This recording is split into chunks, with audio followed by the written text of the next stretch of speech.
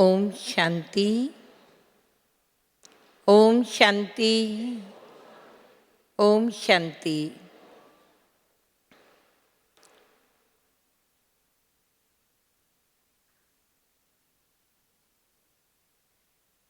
शिव बाबा ने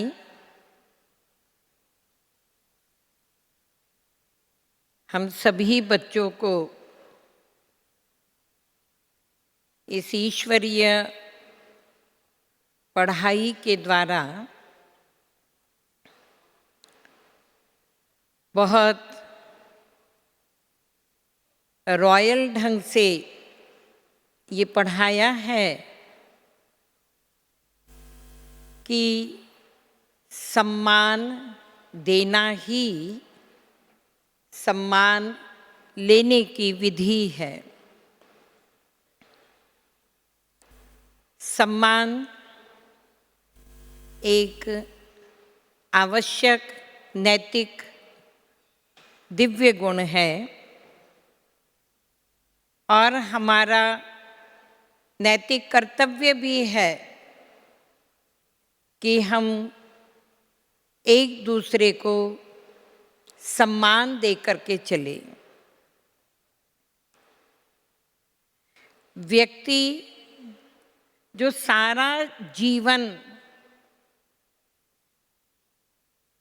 पुरुषार्थ करता है, परिश्रम करता है, परिवार में, समाज में, व्यवहार में, उसके उस पुरुषार्थ के द्वारा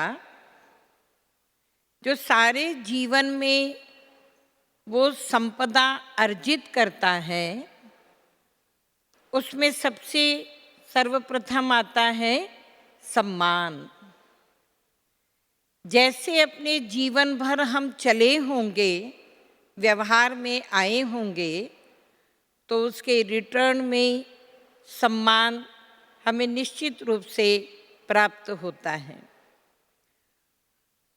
और सम्मान देना एक सकारात्मक विधि है, एक पॉजिटिव वाइब्रेशंस समाज परिवार में फैलाना होता है और सम्मान देकर हम समाज में सद्भाव का वातावरण तैयार करते हैं।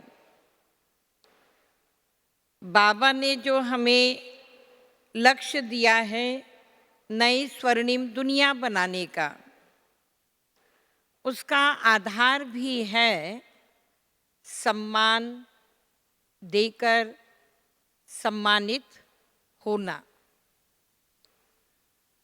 इसके लिए बाबा ने जो हमें विधि बताई है वो है स्वमान में रहना और उसके लिए देह अभिमान का त्याग करना। इस त्याग के रिटर्न में हम सारे कल्प सम्मानित होते हैं। ये भगवान का जैसे हमें वरदान मिल जाता है, एक जन्म देह अभिमान का त्याग और पूरे कल्प सम्मानित होकर जीना। आधा कल्प प्रजा द्वारा हम सम्मान प्राप्त करते हैं और आधा कल्प भक्तों द्वारा हम सम्मान प्राप्त करते हैं। तो सारे कल्प ही हम सम्मानित हो करके जीते हैं। भगवान ने भी हमें सबसे पहला जो पाठ पढ़ाया, सम्मान दिया, वो है पहले बच्चे पीछे बाप।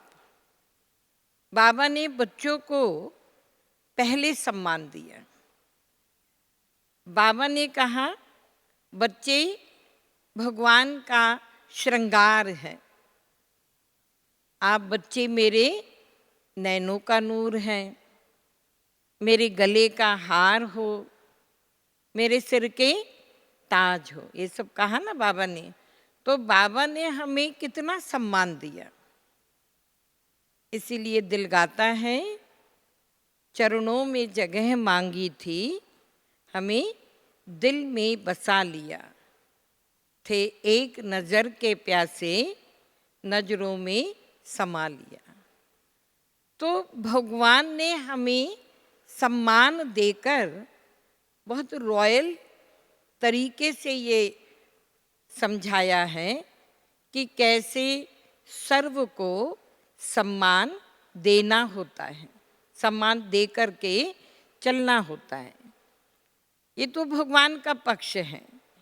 इस पक्ष से हम देखेंगे रोजाना बाबा हम बच्चों को कितना दिल व जान से, सिक व प्रेम से याद, प्यार और नमस्ते करते हैं।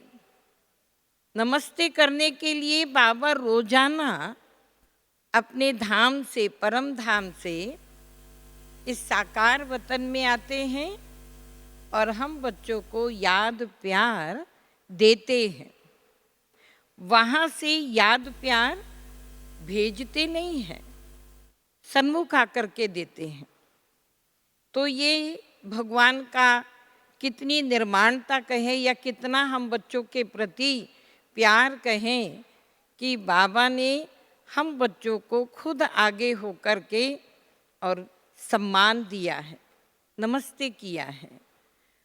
अब बाबा कहते हैं कि हम अपने आप को भी देखें कि क्या हमारा भी सम्मान करने का जो पार्ट है वो भी इसी तरह विधिवत है। हमें किस किस रूप में सम्मान करना होता है, विधि क्या है। बाबा ने कहा स्वमान में स्थित होकर हम सम्मान सहज प्राप्त कर लेते हैं। स्वमान माना स्वयं, स्वयं को मान दे कर के चलाना, अपना रिस्पेक्ट रख कर के चलना। इसके लिए बाबा हमें रोजाना मुरलियों में, पढ़ाई में विभिन्न प्रकार के स्वमानों से सजाते हैं, विभिन्न प्रकार के टाइटल्स देते हैं। और बाबा कहते बच्चे ये स्वमान की माला रोजाना फेरते रहो। स्वमान में रहकर ही हम सम्मानित होते हैं और दूसरों को भी सम्मान दे सकते हैं। भक्ति मार्ग में दिखाते हैं कि जब श्री राम जी के दूत बनकर अंगद रावण की सभा में गए तो परंपरा अनुसार दूत को सम्मानित उचित स्थान देना चाहिए, पर रावण ने उन्हें बैठने का कोई आसन नहीं दिया। तो अंगद ने क्या किया, अपने इष्ट का ध्यान किया, शक्ति ली और अपनी ही पूंछ को बढ़ाकर रावण से भी ऊंचा स्थान अपने लिए बना के पहले बैठे। तो पहले हम स्वमान रखना भी जाने। हम स्वयं स्वयं को रिस्पेक्ट करेंगे, स्वयं स्वयं को सम्मान देंगे, तभी दूसरे भी उस नज़र से हमको देखते हैं। एक बार एक बहन थी, कन्या, जो बहुत साधारण नाक नक्शे वाली थी। उसका रंग भी थोड़ा सांवला था। किसी भी पक्ष से वो सुंदर नहीं कही जा सकती। उसको इस बात का बड़ा अंदर में कॉन्शियस रहता था कि औरों की तुलना में मैं सुंदर नहीं हूँ, मेरा रंग साफ नहीं है, मेरी अच्छी पर्सनालिटी नहीं है, लोग मुझे इसलिए उतना वैल्यू, महत्व नहीं देते हैं। और इसी हीन भावना में वो रहती थी। एक दिन वो बाजार गई कुछ खरीदने। वहाँ शॉप पर एक छोटी बच्ची अपने लिए हैट खरीद रही थी। उसने कहा, दीदी ये हैट मेरे ऊपर कैसा लग रहा है। बच्ची बहुत प्यारी थी, हैट भी बहुत सुंदर था। उसने कहा, ये तो बहुत अच्छा लग रहा आपके ऊपर। तो आप ले लो। उसने कहा दीदी एक आप भी ले लीजिए ना। उसने एक हैट उठा के इनके सिर पर रखा। जब इसने देखा शीशे में तो सच में ये अच्छी लग रही थी। सबने कहा, जो भी खड़े थे, आपके ऊपर ये बहुत जच रहा है, आप ले लीजिए। उस दिन उसको बहुत अच्छा लगा कि मैं इस हैट के आधार पर मेरे अच्छी दिख रही हूँ। उसने पैसे दिए और वो चली गई। सारे रास्ते वो बहुत खुशी में रही। उसको लग रहा था आज मैं बहुत सुंदर लग रही हूँ। ऑफिस में गई, बहुत आत्मविश्वास से भरी थी। सबको खुद ही होकर के हाय हेलो ऐसे कर रही थी। आज बहुत खुश है। उसको देख के सब लोग भी खुश थे, मुस्कुरा रहे थे। दिन भर वो खुश रही। शाम को जब वो घर लौटी उसी खुशी में, तो माँ ने पूछा बेटा आज बहुत खुश लग रही हो।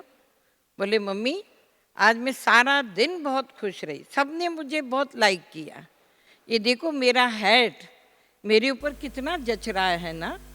और उसने जैसे ही हाथ से वो हैट उतारना चाहा तो सिर पर हैट तो था ही नहीं। अब उसे बड़ा आश्चर्य हुआ, ये कहाँ गिर गया। ऑफिस में फ़ोन किया, पता चला नहीं आज आप हैट पहनकर कहाँ आई थी, आपने कहाँ पहना था। उसे बड़ा आश्चर्य लगा, मैं पहनकर ही नहीं गई।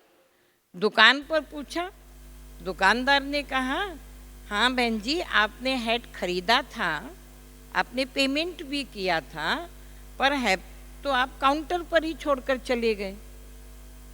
आपका नंबर भी नहीं था जो मैं आपको याद दिलाता। अब वो जो सारा दिन खुश थी और सारा दिन उसको देखकर उससे मिलकर जो दूसरे लोग प्रसन्न थे, तो उसका आधार क्या था? उसकी अपनी अंदर की खुशी। उसका ये जो स्वाभिमान जाग गया था, उसको लग रहा था कि नहीं मैं भी अच्छी दिख रही हूँ। तो कहने का मतलब जब तक हम अपने प्रति वो स्वमान नहीं रखते हैं तब तक दूसरे भी हमें उस भाव से, उस कॉन्फिडेंस से, उस प्यार से, उस खुशी से हमें नहीं देखते हैं।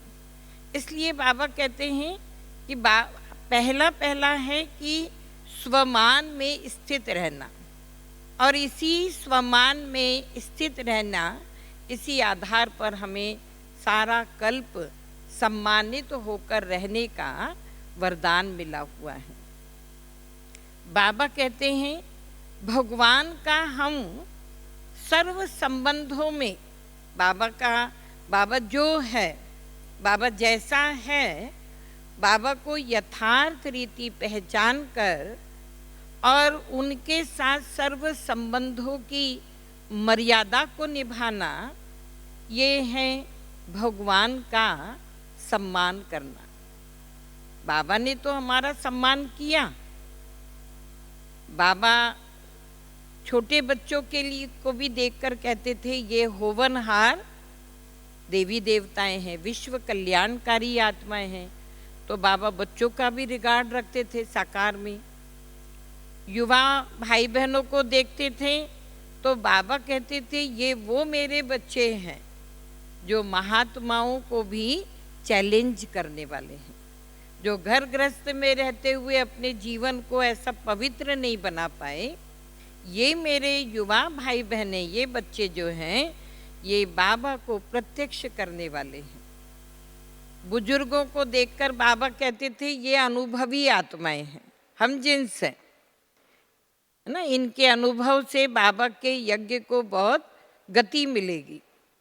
तो बाबा बंधन वाली आत्माओं के लिए भी कहते थे कि निरंतर बाबा को याद करने में ये आत्माएं मेरे से भी नंबर 1 है। तो बंधन वाली आत्माओं को भी बाबा उस रिगार्ड की नज़र से देखते थे। तो बाबा ने हर एक आत्मा को रिगार्ड दिया, हर एक आत्मा को सम्मान दे करके और महत्व दे करके। हम बाबा की मुरलियाँ सुनते हैं, पढ़ते हैं। अव्यक्त मुरली में हम खास देखते हैं कि पहले तो एक पेज लगभग बाबा हम बच्चों की बहुत महिमा करते हैं। आप ऐसे हो, आप ऐसे हो, आप ऐसे हो, है ना। हम बच्चों को बहुत नशे में ले आते हैं। फिर बाबा कहते हैं कि ऐसी स्थिति के लिए हमें ये अपना अटेंशन रखकर पुरुषार्थ करना है। तो पहले बाबा हमारी कमी पर नहीं अटेंशन दिलाते, लेकिन बाबा हमारी महिमा करते हैं। जिस नज़र से भगवान हमें देखना चाहते हैं, उसी नज़र से उसी प्रकार के महावाक्य बाबा हमारे प्रति उच्चारित करते हैं, और हमारा स्वाभिमान भी क्या होता है, उससे जाग जाता है। तो बाबा कहते हैं जैसे बाबा ने हम बच्चों का मान रखा है, हम क्या थे, कहाँ, किस रूप में थे, किस स्थिति में थे, और भगवान ने हमें कहाँ से कहाँ पहुँचा दिया। अब हम अपने पक्ष को देखें कि हमारी तरफ से हम बाबा का कितना मान रखते, सम्मान करते हैं, रिगार्ड रखते हैं। तो जैसे कहा कि बाबा जो है जैसा है यथार्थ रीति से पहचान कर और सभी मर्यादाओं, सर्व संबंधों की मर्यादा को निभाना, ये है भगवान का रिगार्ड रखना।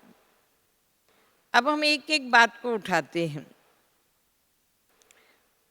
बाबा के संबंध का रिगार्ड माना क्या? बाप के संबंध का रिगार्ड है फॉलो फादर करना। जैसे बाबा ने किया, मम्मा बाबा ने जैसे कदम कदम पर शिव बाबा की शिक्षाओं को फॉलो किया, जीवन में उतारा, उस रीति से हम बाप के संबंध से बाबा को फॉलो करें। शिक्षक के संबंध में टीचर जो पढ़ाई पढ़ाता है, उस पढ़ाई के प्रति हम कितना रेगुलर हैं, पंक्चुअल हैं, और सभी सब्जेक्ट्स में हमारे फुल मार्क्स हैं। हर बात में हम अपने को देखें, ये है हमारा शिक्षक के रूप में रिगार्ड। सतगुरु के रूप में तो बाबा ने कहा बाबा की श्रीमत पर एज इट इज श्रीमत को फॉलो करना, ये है गुरु का रिगार्ड। उसमें कहीं भी मनमत को या परमत को मिक्स नहीं करना। जब यज्ञ की स्थापना के शुरुआत में ये ज्ञान भी नया था, इसके जो नियम मर्यादाएं हैं समाज के लिए वो भी सब एकदम नए थे, तो बहुत विरोध हुआ।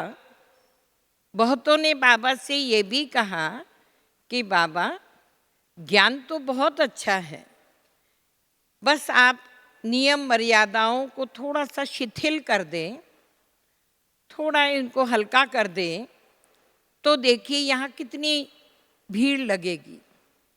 पर ब्रह्मा बाबा ने शिव बाबा की श्रीमत में कहीं भी समझौता नहीं किया, कहीं भी किसी रूप में उसको हल्का नहीं किया।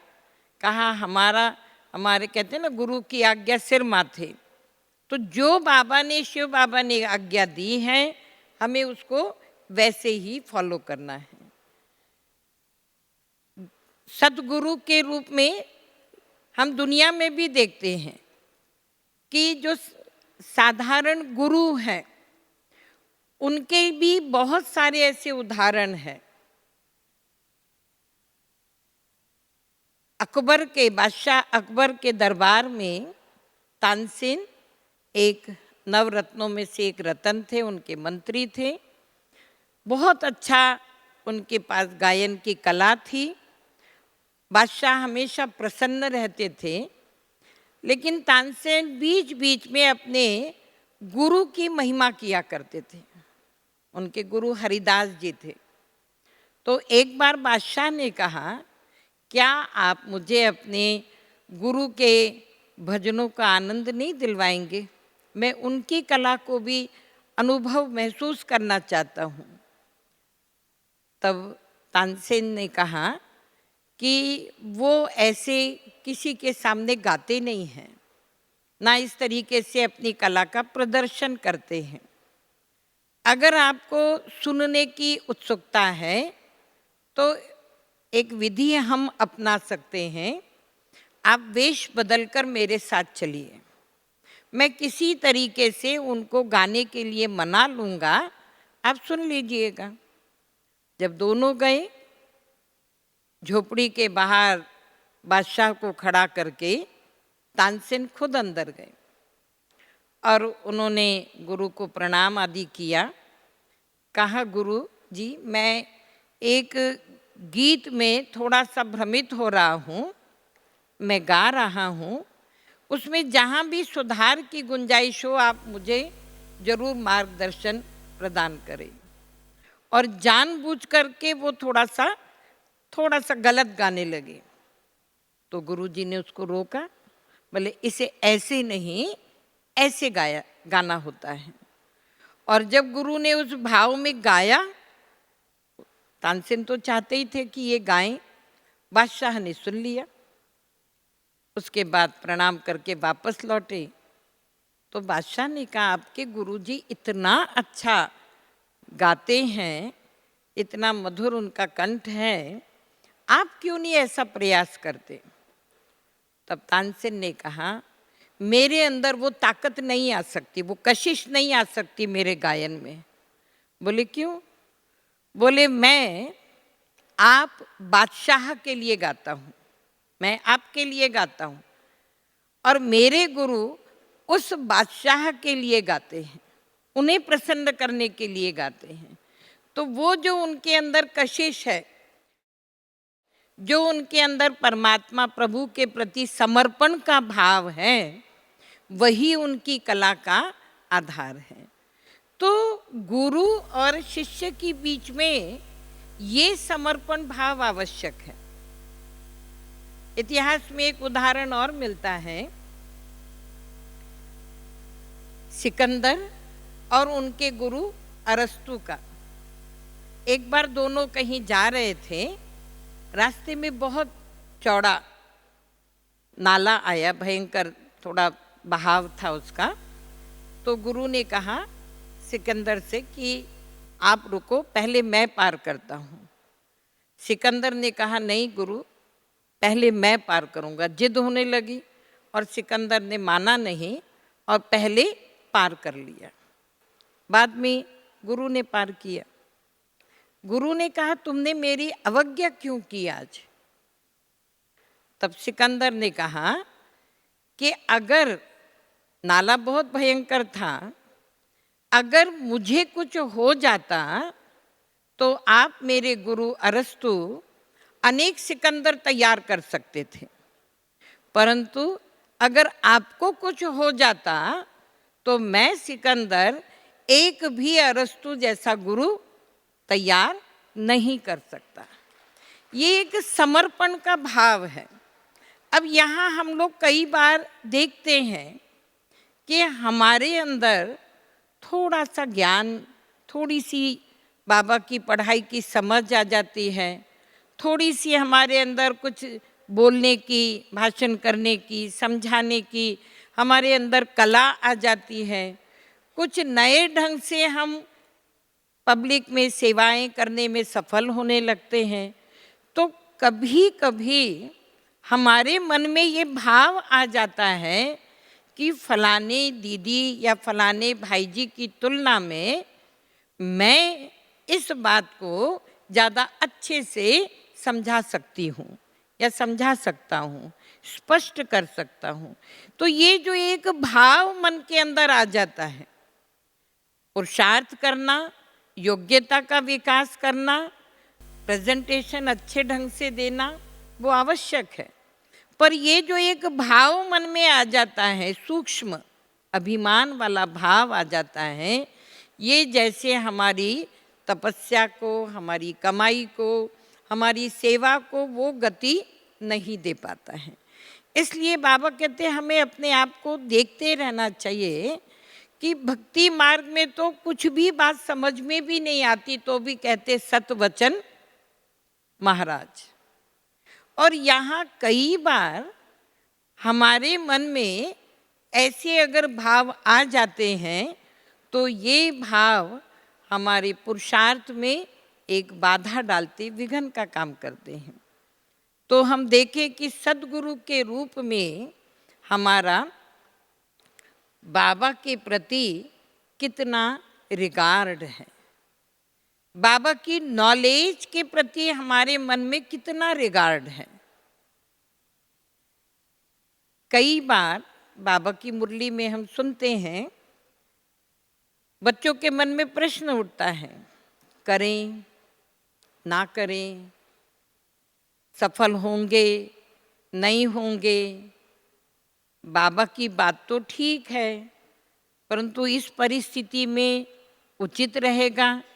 ये जो हमारे मन में नॉलेज के प्रति, ज्ञान की किसी भी बिंदु के प्रति ये जो भाव उत्पन्न हो रहा है, तो ये भी एक प्रकार का क्या है, संशय का रूप हो जाता है।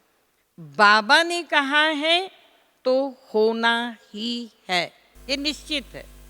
एक बार हमने भगवान को यथार्थ रीति पहचान लिया, जान लिया, उनकी पढ़ाई तो उनकी हर बात, बाबा इसीलिए हमसे कहते हैं कि जब भी हम कहीं सेवा करते हैं तो हमें सबसे पहले नई आत्माओं को शिव बाबा का परिचय देना चाहिए।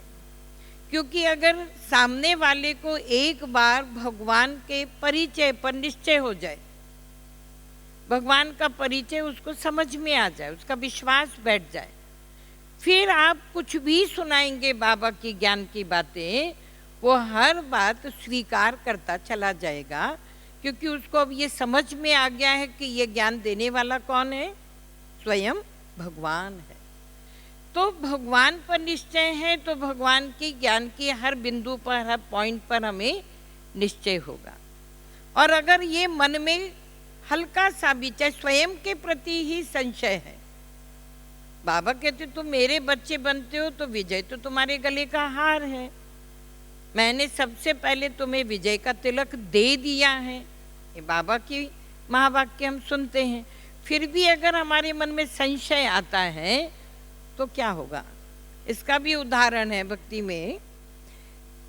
जिस समय राम और रावण का युद्ध था और उस युद्ध में एक दृश्य ऐसा दिखाते हैं कि लक्ष्मण भी और श्री राम जी भी दोनों नागपाश में बंध गए हैं, दोनों पूरी तरह से नागपाश में बंधे हुए हैं। और उस पाश से, उस बंधन से छुड़ाने के लिए हनुमान जी गरुड़ को लेकर आए। जब गरुड़ जी आए और उन्होंने नागपाश में बंधे हुए दोनों को देखा तो एक सेकंड के लिए उनके मन में ये संशय आया, ये भगवान है, भव पाश से मुक्त कराने वाले खुद ही नागपाश में बंधे हुए हैं। एक सेकंड के लिए उनके मन में ये संशय आया, लेकिन हनुमान जी के निवेदन पर उन्होंने उस बंधन से उनको छुड़ाया। बाद में जब उन्होंने ये संशय सामने रखा तो उनको कहा गया कि आपको राम कथा शुरू से सुननी होगी, तब आपको समझ में आएगा। तो जब मैंने ये दृश्य सुना, पढ़ा, तो उस समय हमारे मन में आया कि अगर बाबा की किसी भी महावाक्य पर, किसी भी बात पर मन में ये दुविधा की स्थिति आते हैं, करें या ना करें, सफलता मिलेगी या नहीं मिलेगी, है ना, अभी करें या फिर कभी, कैसे होगा, क्या होगा, ये अगर मन में प्रश्न उठता है तो क्या हम लोगों को अपनी इस ईश्वरीय पढ़ाई को फिर से रिवाइज नहीं करना चाहिए? उसको राम कथा फिर से सुननी पड़ी पूरी शुरू से अंत तक। तो हमें भी कोर्स से लेकर इस पढ़ाई को क्या करना पड़ेगा, रिवाइज करना चाहिए ना। ताकि ये निश्चय बैठे कि पढ़ाने वाला कौन है, कौन पढ़ा रहा है, कौन कह रहा है। इस बात का बड़ा महत्व होता है कि कौन कह रहा है, उसके आधार पर बात को स्वीकार करना सरल हो जाता है।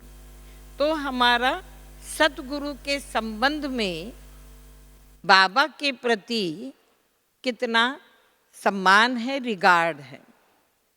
ऐसे ही बाबा कहते हैं साजन के संबंध से सर्व संबंधों की मर्यादा निभाना है।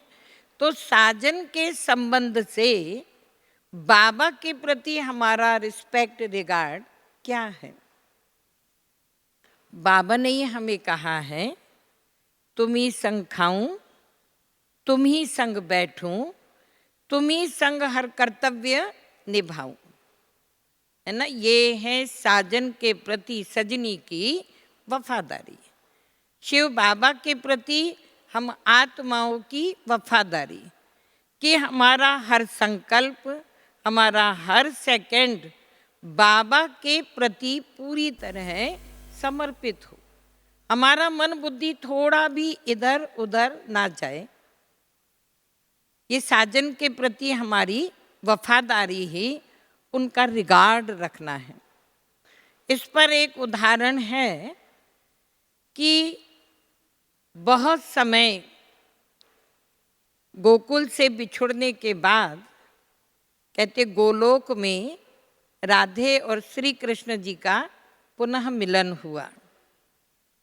तो कृष्ण जी ने अपनी सफाई देते हुए कहा राधे से, राधे आप ऐसा नहीं सोचना कि लीला के कारण हम इतना समय दूर रहें तो मैं आपको भूल गया। मैं तो आपको बहुत याद करता रहा और आपकी याद मुझे इतनी तीव्रता से आती थी कि मेरे आंखों से प्रेम की अश्रुधारा भी बहती रहती थी। कहो क्या तुम्हारा भी ऐसा ही हाल था? तो राधे ने कहा नहीं। बोले तुम मुझे याद नहीं करती थी? उसने कहा नहीं, मैं तो आपको याद ही नहीं करती थी, ना मैं कभी आपकी याद में रोई हूं, क्योंकि मैं आपको भूली ही कहाँ थी जो मैं आपको याद करती। मैं तो निरंतर आपके उस भाव में रहती थी और मैंने अपने आंसुओं को इसलिए बहने नहीं दिया, प्रेम के अश्रु भी, कि मेरी आंखों में आपकी इतनी सुंदर छवि बैठी हुई थी। रोने से, आंसुओं से कहीं वह छवि धूमिल ना हो जाए। तो कितना एक दूसरे के प्रति मतलब वो प्यार की जो एक कहें, सामीप्य की जो एक गहनता कहें, हम कहते चलो हम बाबा की याद में बैठते हैं। इसका मतलब हम इतना समय भूले हुए हैं? नहीं, हर घड़ी भले बाबा ने हमें परिवार में रखा है, समाज में रखा है, बाबा ने हमें अपनी जिम्मेवारियों के साथ रखा है कि जिम्मेवारियां हमें निभानी हैं, ड्यूटीज़ हमें लौकिक की भी पूरी करनी है, लौकिक और अलौकिक का बैलेंस लेकर के चलना है। लेकिन हमारा अटेंशन किस तरफ हो, हमारा बुद्धि का, हम बैठे कहाँ भी हैं, सेवा कार्य हम कहाँ भी कुछ भी कर रहे हैं, लेकिन वहाँ बिठाया भी बाबा ने है, वहाँ पर जिम्मेवारी निभाने की ड्यूटी भी बाबा ने हमें सौंपी है। तो बिठाने वाला, ड्यूटी सौंपने वाला, वो कैसे भूल सकता है। तो साजन के संबंध में हमारी बाबा के प्रति कितनी वफादारी है, कितना हर सेकंड, हर संकल्प हमारा, भले हम कहाँ भी कोई भी कार्य कर रहे हैं, लेकिन मन के अंदर में है बाबा की श्रीमत के अनुसार करना है। ऐसे ही सखा रूप में बाबा ने कहा, बाबा ने हम बच्चों को कहा है ना, गुरु भाई हो आप मेरे, सखा के रूप में जो है अपनी दिल की लेन देन। कई बार बाबा मुरली में कहते दिलाराम बाबा आया है, दिल वाला बाबा आया हुआ है, तो दिल की लेन देन कहाँ करेंगे। कोई भी बात अगर मन में है, कोई भी संकल्प है, चाहे वो संकल्प बहुत खुशी का है, बहुत सफलता मिली है, उमंग उत्साह का है, चाहे वो संकल्प किसी बात में असफल होने के कारण थोड़ा सा नर्वसनेस का है, कुछ भी है, लेकिन हमारा सखा कौन है, हमारा साथी कौन है, फ्रेंडशिप किसके साथ निभानी है, दिल की बातों की शेयरिंग किसके साथ करनी है, बाबा के साथ करनी। और बाबा कहते हैं भले हम कमजोर भी कहीं कहीं परिस्थिति में ऐसा लगे, लेकिन याद कर लो मेरा साथी कौन है, हर घड़ी याद कर लो मेरा साथी कौन है। मेरा साथी तो सर्वशक्तिवान है ना, तो मैं कमजोर या निराश या असफल तो हो ही नहीं सकती हूँ ना। कहा हुआ है, हमने दोहे में पढ़ा है सूरदास जी की कि बाह छुड़ाए जात हो निर्बल जानकर मोही, हृदय से जब जाओगे सबल बदोंगो तो ही। माना आप मुझे फिजिकली कमजोर समझकर हाथ छुड़ाकर तो जा रहे, सूरदास जी को दिखाई नहीं देता था, तो वो कहते तुम मुझे कमजोर समझ करके हाथ छुड़ा करके तो जा सकते हो, पर हे प्रभु मैं आपको बलशाली तभी समझूंगा, सबल तभी समझूंगा जब आप मेरे हृदय से जाओगे।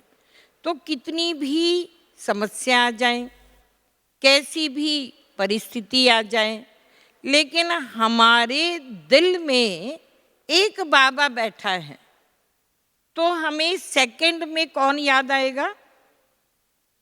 द्रौपदी की तरह नहीं कि परेशान हो गई, पतियों को देखा, गुरुओं को देखा, इनको देखा, सब असमर्थ हुए, तब भगवान को याद किया, देर से याद किया, ऐसे नहीं।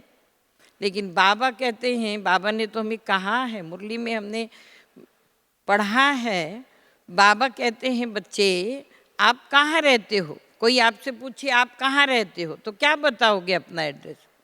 हम बाबा के दिल में रहते हैं। बाबा कहाँ रहते हैं? बाबा हमारे दिल में रहते हैं। दोनों कहाँ रहते हैं? एक दूसरे की दिल में।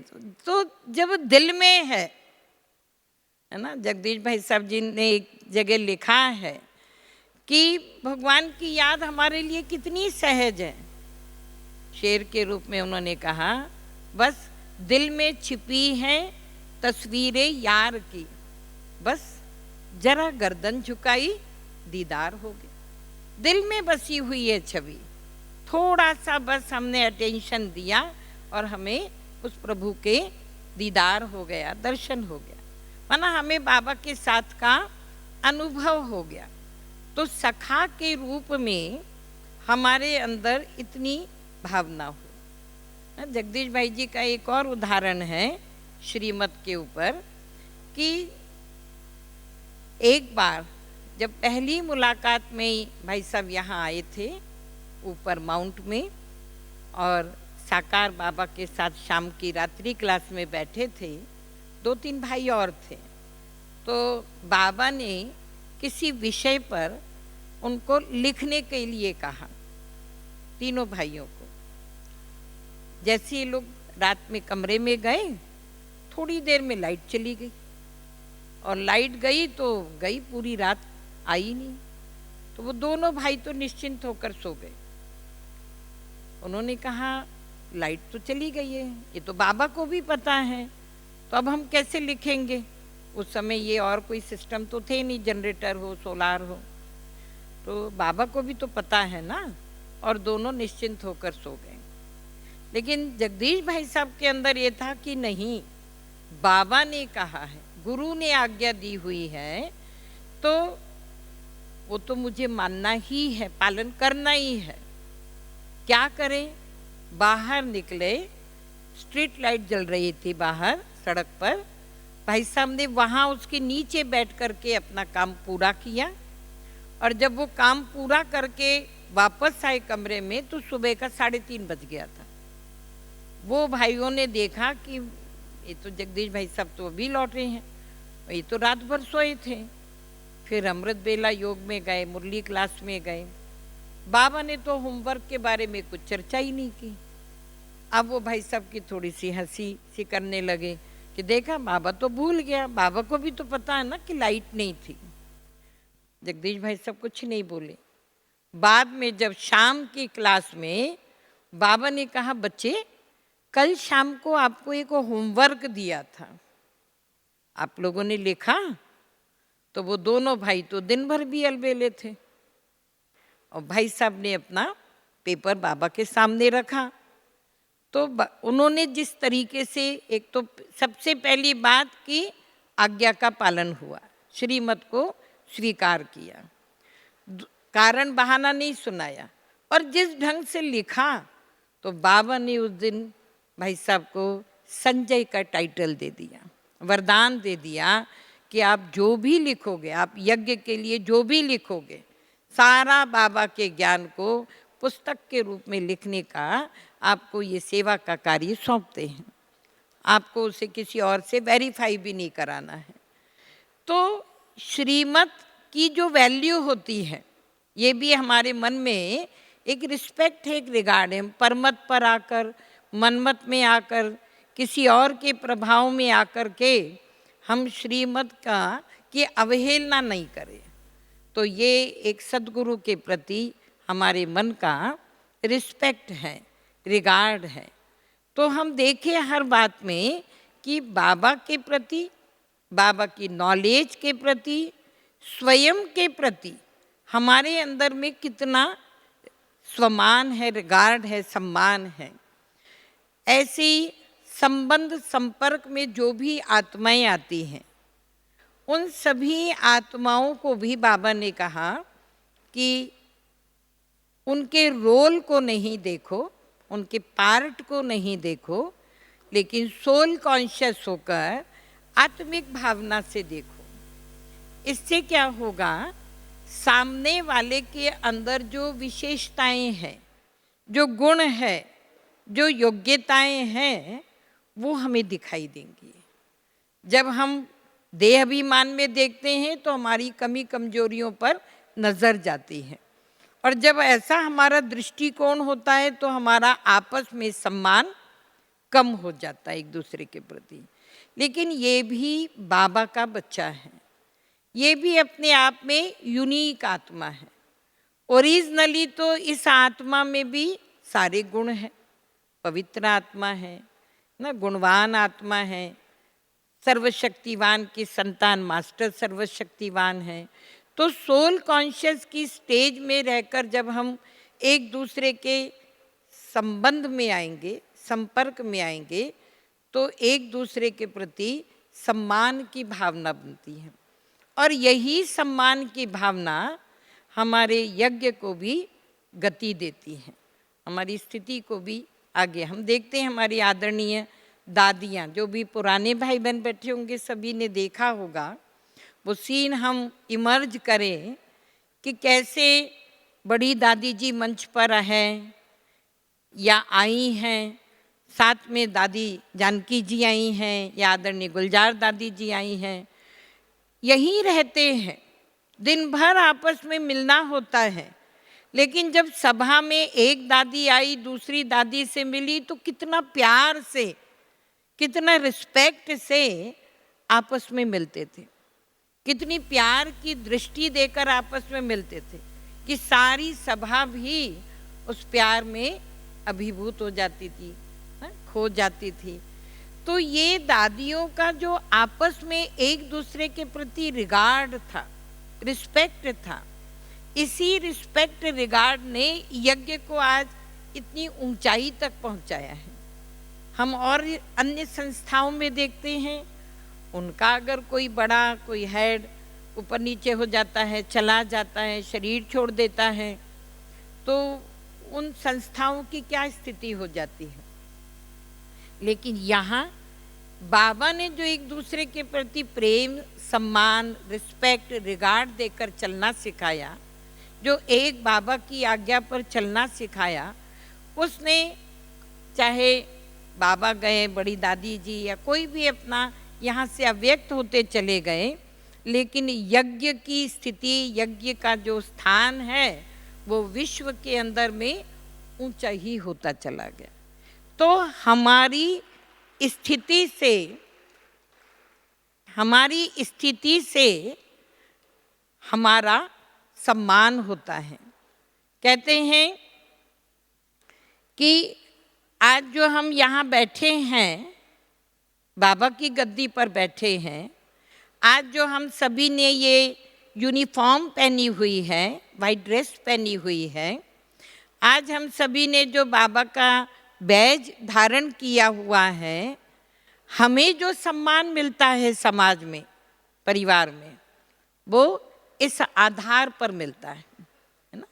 यज्ञ की पोजीशन इतनी ऊंची है, इतना सम्मानीय स्थान है, हमारे बड़ों ने इतना त्याग तपस्या करके इसको अर्जित किया हुआ है, और आज हम यहाँ पर बैठे हैं तो उनके पुरुषार्थ, उनकी जो त्याग तपस्या की रिजल्ट है, उससे हम सभी भी गौरवान्वित होते हैं।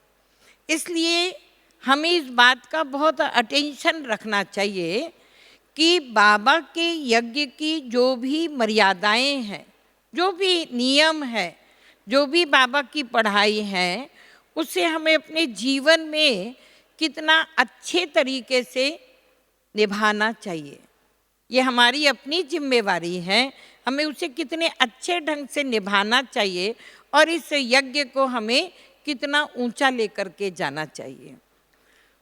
एक कहावत है, मान सहित विष खाकर शंभु बने जगदीश, बिना मान अमृत पीकर राहु कटायो शीश। तो मान सहित तो वो जगदीश इतनी ऊंची स्थिति तक पहुंच गए। तो कोई भी बात के लिए हमेशा ये रखना है कि मान सम्मान स्थिति हमारी अपनी नियम मर्यादाओं के पालन के आधार पर ही है। तो जितना हम यज्ञ के प्रति ईमानदार वफादार होकर चलते हैं, यज्ञ का नियमों का हम सम्मान करते हैं, कहीं भी हम समझौता नहीं करते हैं, कहीं भी हम कमज़ोर नहीं पड़ते हैं, उतना ही हमारा और यज्ञ का मान बढ़ता है। दुनिया के अंदर में कहते हैं अपनी देश, अपने यज्ञ, अपने देश, अपनी संस्कृति का भी हमें सम्मान करना चाहिए। जितना हम हमारी संस्कृति, हमारी तो वैसे भी बाबा ने हमें बताया हमारी दैवीय संस्कृति है, और जो हमारे दैवीय गुणों के संस्कारों के आधार पर बाबा ने वो दैवीय संस्कृति, वो दैवीय स्वर्णिम दुनिया तैयार की है। तो हमें अपने उस दैवीय संस्कृति का पालन करना चाहिए, उसका मान रखना आना चाहिए, यज्ञ का मान रखना आना चाहिए। जिस यज्ञ के कारण हमारी आज ये पोजीशन है, इतना सम्मान है समाज में, उसका भी मान रखना आना चाहिए। एक बार स्वामी राम तीर्थ जी जापान गए थे। वो रेल से यात्रा कर रहे थे, फलाहार करते थे। तो 1, 2, 3 स्टेशन गुजर गए, उन्होंने हर बार उतर के देखा, कहीं उनको अच्छे फल नहीं मिले। तो उनके मुख से निकल गया कि जापान में अच्छे फल नहीं मिलते हैं। पास में एक व्यक्ति खड़ा था, उसने कहा महाराज आप 2 मिनट ठहरिए। वो दौड़ के कहीं गया और बहुत अच्छे ताजे फलों की टोकरी लेकर आया। वो भी देखकर रह गए कि इतने अच्छे फल।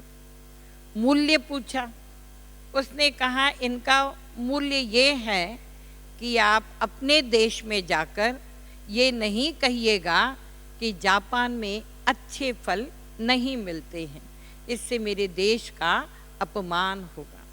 तो देश की संस्कृति या मान बचा कर रखना, बाबा के यज्ञ का मान बचा कर रखना, जैसे आज हम लोग देख रहे हैं नए लोग भी बाबा के घर में आते हैं, सभी प्रकार के मीडिया जगत से भी आते हैं, सभी प्रकार के लोग बाबा के घर में आते हैं।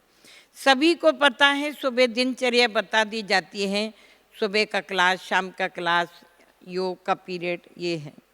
लेकिन अगर उस क्लास के समय पर, योग के पीरियड के समय पर हम पार्कों में बैठते हैं या हमारे भाई बहनें बैठते हैं, शॉपिंग कर रहे हैं, बाहर में घूम रहे हैं, तो ये भी क्या होता है, हमारी यज्ञ ने जो दिनचर्या हमको बना कर दी है, हमारी आदरणीय दादियों ने, बड़ी दीदियों ने, भाइयों ने जो हमें सुंदर दिनचर्या बना कर दी है, जिसके लिए हम अपने अपने शहरों से, सेंटरों से ना टाइम निकाल करके यहाँ भाग भाग करके आए हुए हैं।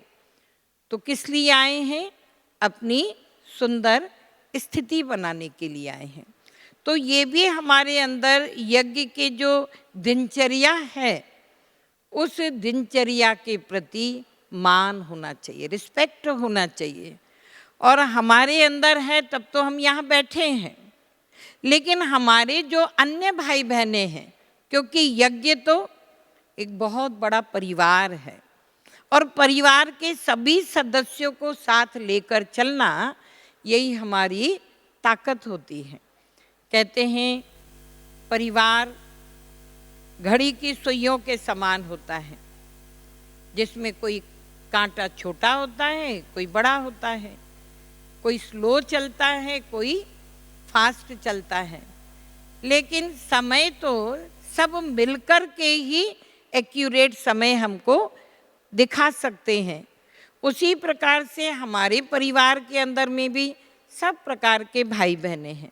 थोड़े से अलबेले भी हो सकते हैं, थोड़े से संग के रंग में भी आ जाते होंगे, एक ने कहा दूसरे ने माना और दोनों ही क्लास के समय हम इधर उधर हैं।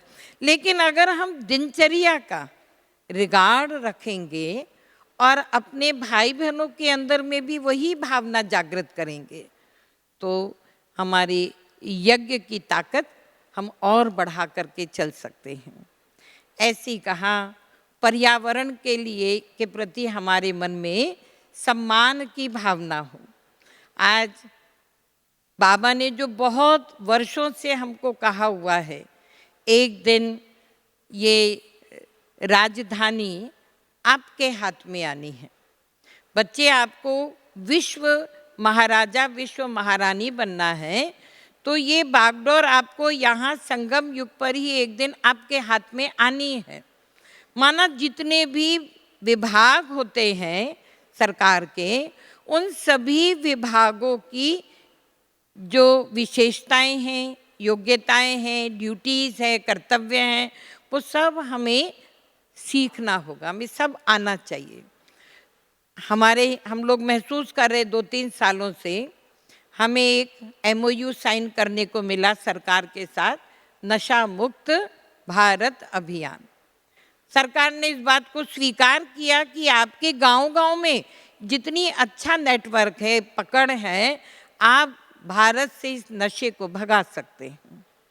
जल जन अभियान, ये प्रोजेक्ट के MOU हमारे यज्ञ के साथ साइन हुआ है, क्योंकि उन्होंने माना है कि आपका इतने भाई बहनों से लाखों भाई बहनें आपके नियमित हैं और उनका पब्लिक कांटेक्ट इतना अच्छा है कि लोगों को पानी की बचत के लिए, जल के महत्व को बताने के लिए आप उन्हें प्रेरित कर सकते। तो ये भी सरकार ने हमें एक जिम्मेवारी दी हुई है।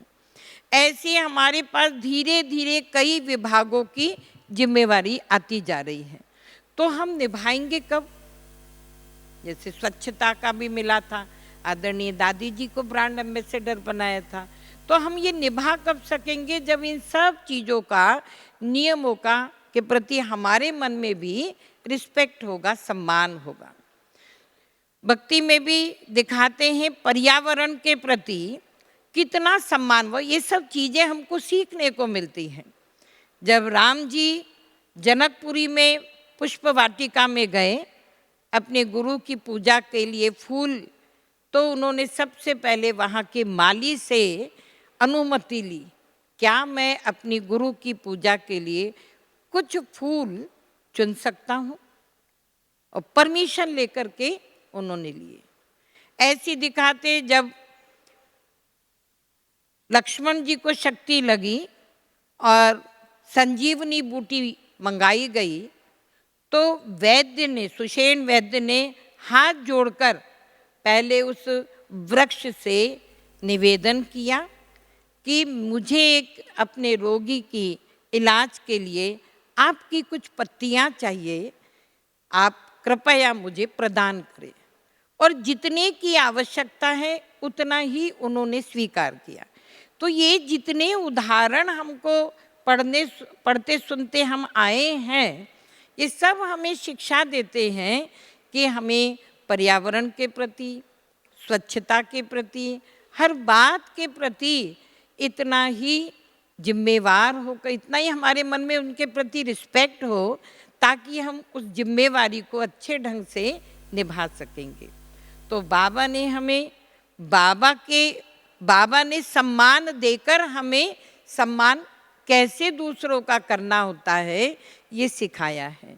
तो बाबा के प्रति बाप के रूप में, शिक्षक के रूप में, सद्गुरु के रूप में, सखा के रूप में, साजन के रूप में, हर प्रकार से हमें किस प्रकार से बाबा का सम्मान करना है, बाबा की श्रीमत पर चलना, बाबा की शिक्षाओं को फॉलो करना, यही सच्चे अर्थों में बाबा के प्रति हमारा रिस्पेक्ट है, रिगार्ड है।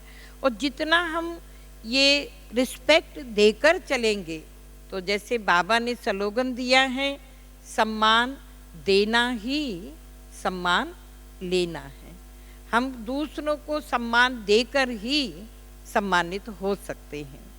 तो इसीलिए आज विशेष ये विषय मिला, तो बुद्धि में चिंतन में आया कि बाबा ने जो हमें पढ़ाया हुआ है उसको हम व्यवहारिक रूप दें, बहुत प्यार से, बहुत अटेंशन से इन बातों को हम स्वीकार करते जाएं, समझते जाएं।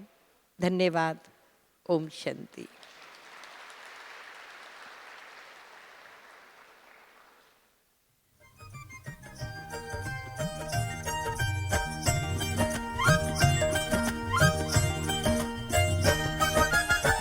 देते चले प्यार, देते चले प्यार प्रभु का लुटाते चले। देते चले प्यार, देते चले प्यार प्रभु का लुटाते चले। दीप राहों में जलने लगेंगे, जीवन सभी के संवरने लगेंगे। देते चले प्यार, देते चले प्यार प्रभु का लौटाते चले।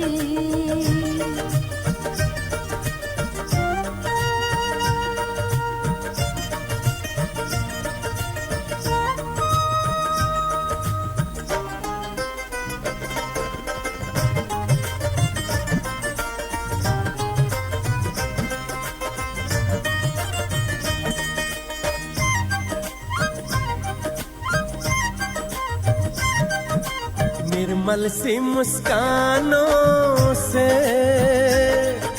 जग शीतल हो जाएगा, स्नेह भरे दो बोलों से पत्थर पानी हो जाएगा। निर्मल सी मुस्कानों से जग शीतल हो जाएगा, स्नेह भरे दो बोलों से पत्थर पानी हो जाएगा। ईश्वर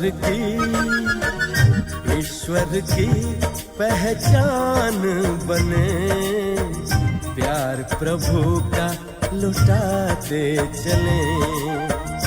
ईश्वर की पहचान बने, प्यार प्रभु का लुटाते चले। दीप राहों में जलने लगेंगे, जीवन सभी के संवर